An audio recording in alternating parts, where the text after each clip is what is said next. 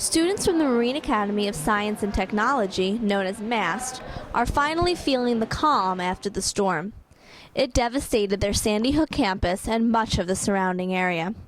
Seniors at MAST, who called the campus home for 3 years, will never get to return to Sandy Hook for classes.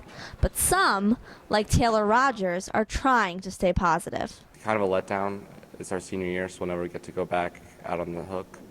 But soon it was up to the seniors to kind of come together and say we have to make the best of this, most of this experience. Sandy Hook is a peninsula along the Atlantic Ocean, which stretches into the lower New York Bay. The beach town has seen its fair share of storms, and so has MAST principal Dr. Paul Christopher, who has been with the school for more than 20 years. But when he saw his campus a few days after the storm, he was shocked. It was pretty devastating. I had seen the school since its inception, seen the building of the school back in the mid-90s, 93, 94, and to see what had happened to the buildings from the inside was disheartening. Christopher said 13 of the school's buildings were damaged in the storm. He and the Monmouth County Vocational School District, which oversees MAST, knew they would need to look for a new place to call home for the time being. I had heard that St. Joe's was vacant, made a request to speak with the pastor. We did. We had a handshake. An agreement was drawn up, and in mid-November, the students, faculty, and staff moved into St. Joseph's, a Catholic school that closed about 3 years ago. Christopher said the move was difficult at first, but the MAST community really came together to help each other out. He said the students were eager to get back to school. I think their biggest goal was to try to get back to see each other and know that they were still together as a school unit, as a school community, and as a family. The location of Sandy Hook was important to the students learning at MAST, a school focused in the marine sciences.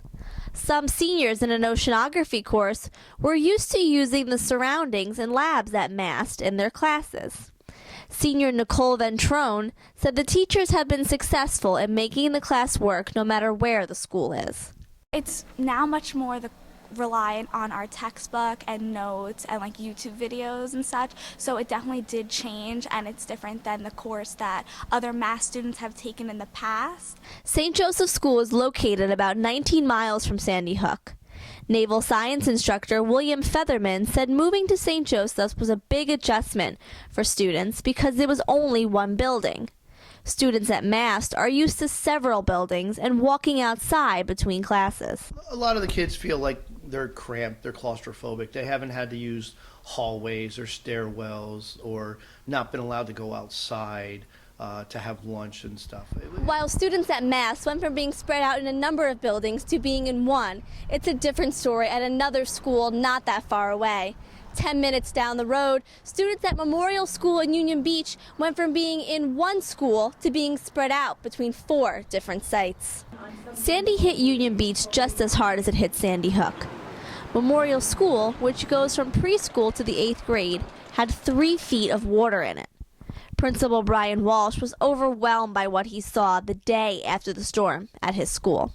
Every inch had been flooded. There was debris all over the school, mulch and just muck and mud that had been left over from the floodwaters. Walsh and his staff quickly scrambled to find vacant space, knowing that their school wouldn't be available for the time being. The students at Memorial School were spread out between 4 different locations: a vacant adult school in Union Beach, the Holy Family School in Hazlet, another Catholic school that shut down several years ago, and 2 public schools in Keyport.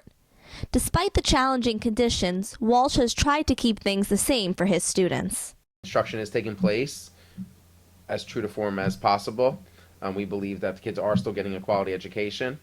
The teachers have gone above and beyond to really put together resources and tap into their creative minds. One of those is 6th grade math teacher Lauren Guidenzi. She said she didn't know what to expect on the day Memorial School resumed classes after being closed for 3 weeks. She tried to prepare the best she could. I went on a couple websites. I was looking for things like, okay, how do you deal with a hurricane? How do you teach the kids or help them cope? And I had printed out packets for everybody, and we did that. And then when we got in, it was just kind of everybody just hugged each other, so happy to see. And then we kind of sat in groups and just talked.